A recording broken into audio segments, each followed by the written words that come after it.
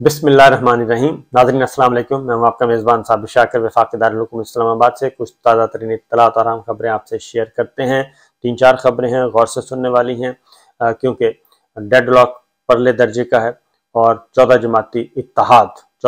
इत्तेहाद मरासला सरकार जो है उसके हाथ से चीज़ें निकल चुकी हैं और उनके कंट्रोल में नहीं हैं। और उसकी रीज़न ये है कि आइन को नहीं मानना, कानून को नहीं मानना और अपना ज़ाती मफाद, ज़ाती एजेंडा सर फहरिस्त है। और पाकिस्तान का मफाद, पाकिस्तानियों के हकूक़, पाकिस्तान की आइन, पाकिस्तान का कानून, पाकिस्तान का अदालती निज़ाम ये पीछे जा चुके हैं। इसलिए चीज़ें जो हैं वो निकल चुकी हैं। डेडलॉक है परले दर्जे का डेडलॉक है और हमारे ज़र मुबादला के ज़खायर 3 अरब डॉलर पे आ गए हैं। 3 अरब और 8 करोड़ डॉलर रह गए हैं टोटल। ये हमारे ज़र मुबादला के ज़खायर रह गए हैं। ये कुछ थे जब रजीम चेंज हुआ 9 और 10 अप्रैल को, ये 15-16 अरब से कम होके ये 3 अरब डॉलर पे आ गए हैं। ये तो है हमारी सिचुएशन। IMF का डेलीगेशन आया हुआ है और वो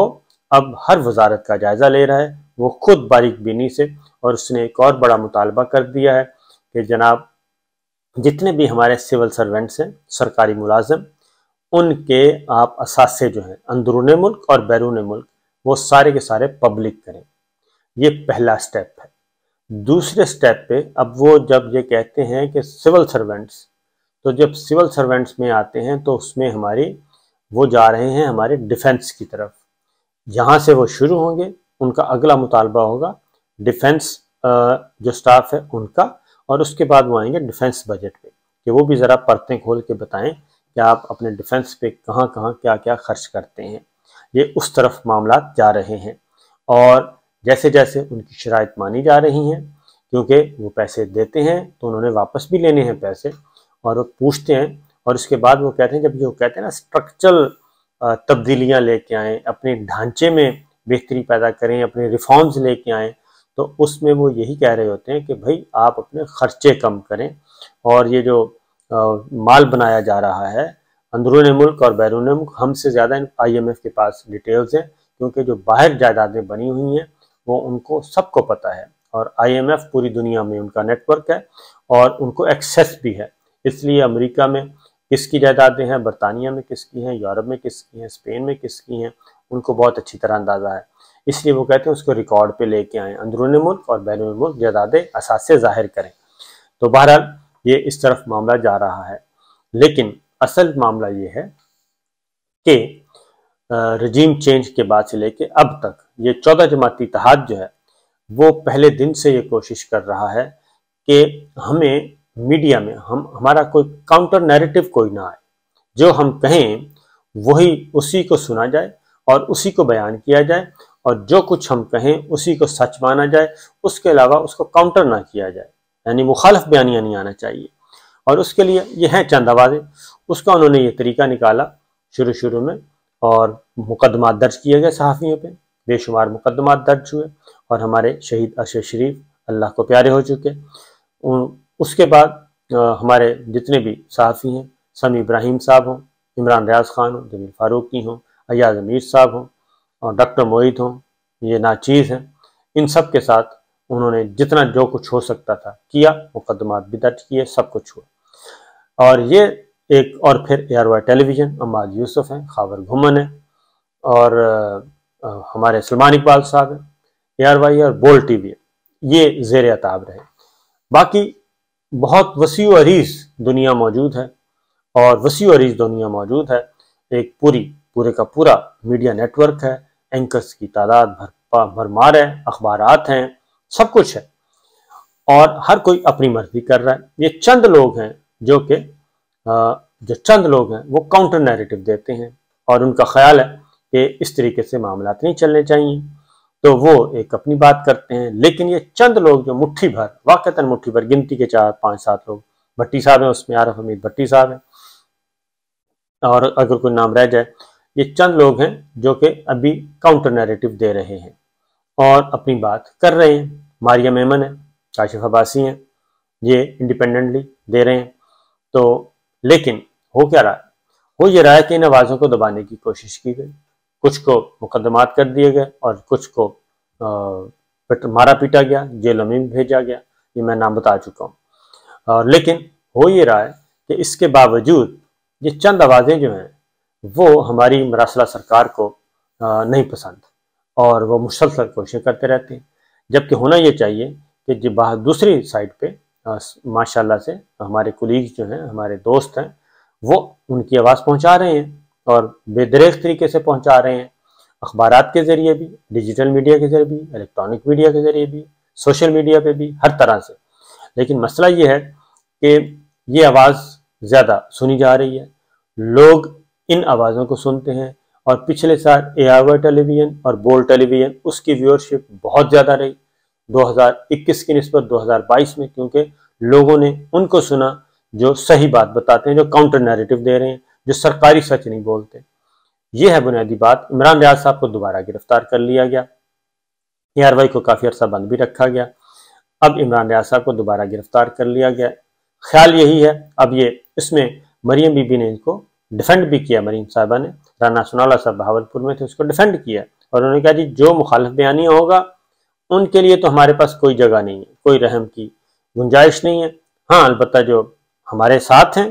ان کی طرف کوئی آئے گا درمیان میں، پھر ان کو ہم روکیں گے۔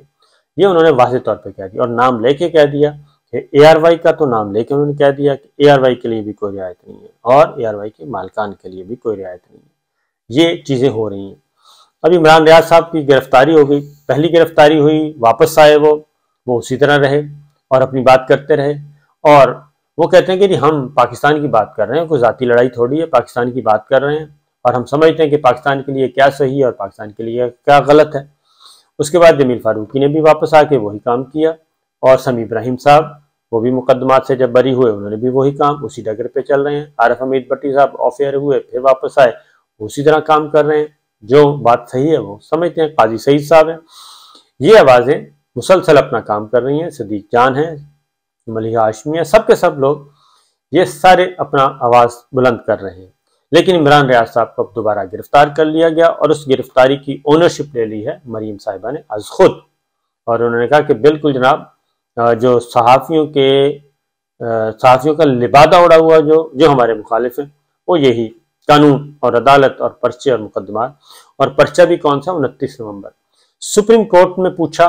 سپریم کورٹ نے جسٹس اعجاز الحسن صاحب کا بینچ تھا، انہوں نے پوچھا کہ کوئی صحافیوں کے خلاف کوئی مقدمہ تو نہیں ہے پینڈنگ، کوئی پرچے ورچے، تو وہاں سٹیٹمنٹ دیا گیا FIA کی طرف سے بھی، سیکٹری انٹیریئر کی طرف سے بھی، کہ کوئی کیس نہیں ہے جی۔ لیکن یہ 29 نومبر کا کیس نکل آیا، 29 نومبر 2022 کا۔ ہائی کورٹ نے پوچھا، ہائی کورٹ میں بھی یہی کہا گیا، اب اس میں یہ گرفتار کر لیا ہے، اور ان کا خیال یہی ہے کہ اس کو ہم عمران ریاض کو پکڑیں گے تو باقی آوازیں بھی خوف کی وجہ سے دب جائیں گی، لیکن ایسا نہیں ہو رہا، اور وہ آوازیں آ رہی ہیں، اور وہ آوازیں آتی رہیں گی۔ یہ پاکستان میں ایک تبدیلی ہے، تبدیلی کی وجہ سے یہ سارا کچھ ہو رہا ہے، چینج آئی ہے، خوف ختم ہو گیا۔ یہی پولیٹیشنز کے ساتھ بھی ہے، پاکستان تحریک انصاف کے لوگوں کے ساتھ بھی یہی کیا۔ ڈاکٹر شہباز گل ہیں، اعظم سواتی صاحب ہیں، فواد چودھری صاحب ہیں، اور اب شیخ رشید صاحب ہیں۔ وہ جس کو بھی ہتھ کڑی پہناتے ہیں، وہ ہتھ کڑی کو لہراتا ہے، پاکستان زندہ باد کا نعرہ لگاتا ہے، اور جیل بھی جاتا ہے، واپس بھی آتا ہے، واپس آ کے پھر وہی کام شروع کر دیتا ہے۔ یہ ڈاکٹر شہباز گل نے بھی یہی کام کیا، اعظم سواتی صاحب نے بھی یہی کیا، فواد چودھری صاحب نے بھی یہی کیا، اور اب شیخ رشید صاحب بھی ہیں۔ تو یہ چیزیں چل رہی ہیں دبانے کے لیے۔ تو اگر بیانیہ، اچھا اس کی وجہ کیا ہے کہ یہ جو ہمیں لوگ کیوں زیادہ سنتے ہیں؟ کیا ہم کوئی وہ کیا کہنا چاہیے، ہمیں کوئی شہد تو نہیں لگا ہوا؟ ایسی بات نہیں ہے، ہم پاکستان کی بات کر رہے ہیں، پاکستان کے عوام ہم سے جڑے ہوئے ہیں، ہم پاکستان کے عوام کے ساتھ جڑے ہوئے ہیں، ہماری بات کو پاکستان کے عوام زیادہ صحیح مانتے ہیں، وہ سمجھتے ہیں کہ یہ آپ صحیح بات کر رہے ہیں، ہم سب کی باتوں کو وہ اس لیے زیادہ سنتے ہیں۔ اور دوسری جانب ہماری تعداد میں ہم بے شمار لوگ ہیں، لیکن ان کی بات سنی جاتی، وہ یہ پاکستان کے عوام یہ سمجھتے ہیں کہ وہ غلط بات کر رہے ہیں، اور وہ فیکٹ نہیں ہے، حقیقت نہیں ہے، حقیقت کو چھپایا جا رہا ہے، حقائق کو چھپایا جا رہا ہے، غلط بات کو سپورٹ کیا جا رہا ہے۔ 2 ٹیلی ویژن کو چھوڑ کے باقی تمام ٹیلی ویژن چینلز، ان کی ویورشپ بھی نکال لیں، ARY اور بول کی بھی نکال لیں، آپ کو اندازہ ہو جائے گا باقی سب کی ویورشپ بھی نکال لیں، یہ چند مٹھی بھر لوگ ہیں ان کی بھی آپ نکال لیں، ویورشپ کا اندازہ ہو جائے گا۔ تو یہی میں گزارش کروں گا کہ اس کی وجہ یہی چیزیں جو ہیں یہ آگے پھر الیکشن میں رکاوٹ پیدا کر رہی ہیں، کیونکہ یہی سرویز آ رہے ہیں کہ الیکشن ہوئے تو دوبارہ پھر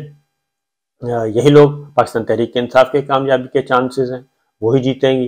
اور 14 جماعتی اتحاد جو ہے وہ ہار جائے گا۔ اسی لیے مراسلہ سرکار جو ہے وہ الیکشن کی طرف نہیں جا رہی، کیونکہ ان کو زمینی حقائق کا اندازہ ہے اور ہم سے زیادہ اندازہ ہے۔ اس لیے وہ بجائے اس کے کہ اپنے نیریٹو کو صحیح کر لیں، اپنے بیانیے کو صحیح کر لیں، پاکستان کے عوام کے ساتھ جڑ جائیں، پاکستان کے عوام کو جا کے بتائیں کہ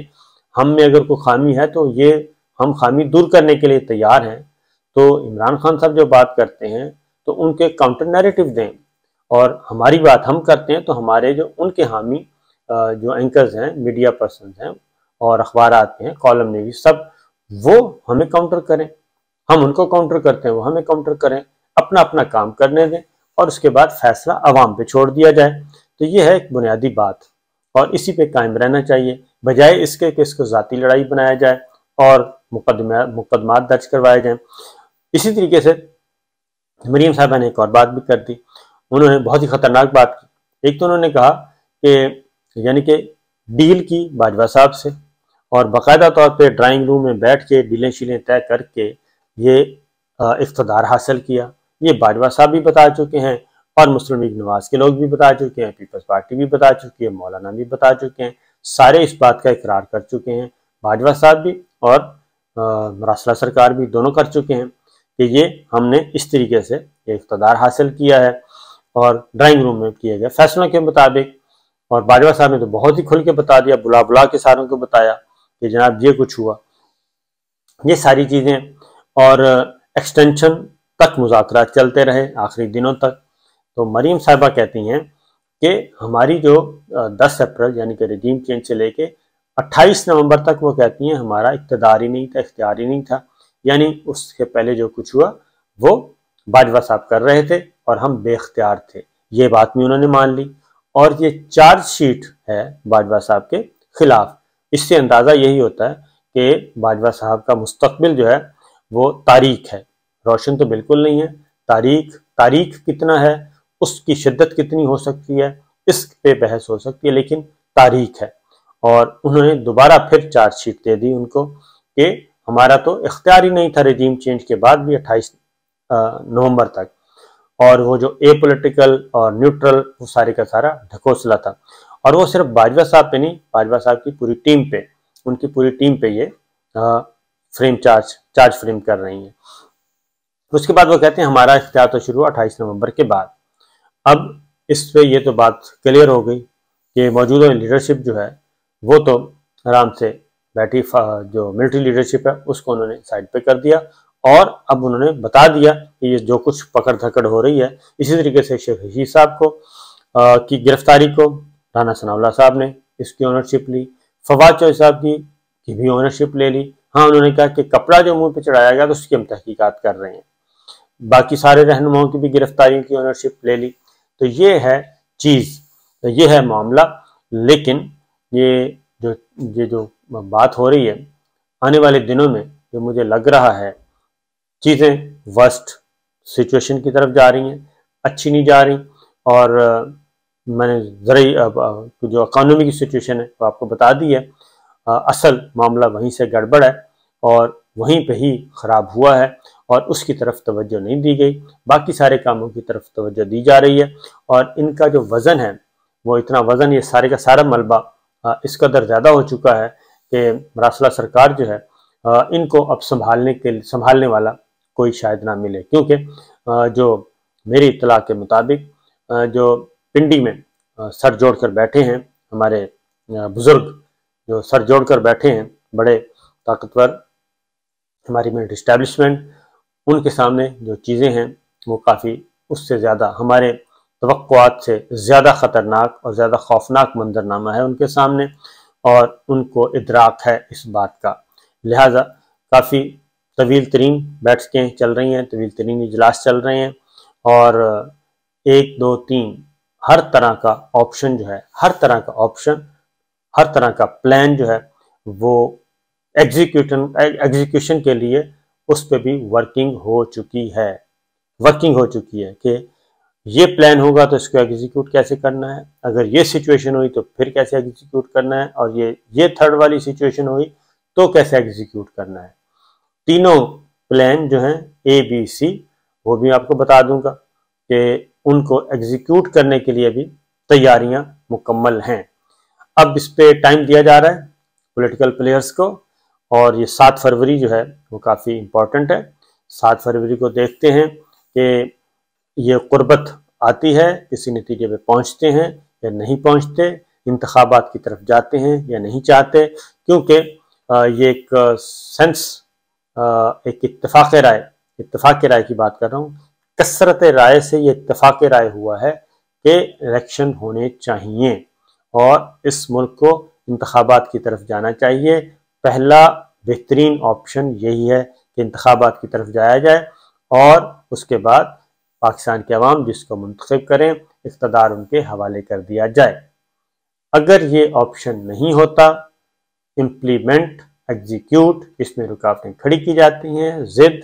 अना, हट दर्मी मुजाहरा किया जाता है, तो फिर आगे क्या सोचा गया है वो इंशाल्लाह अगले व्लॉग में बताऊंगा, वो भी सोच लिया गया है। इजाज़त दीजिए, अल्लाह हाफिज़।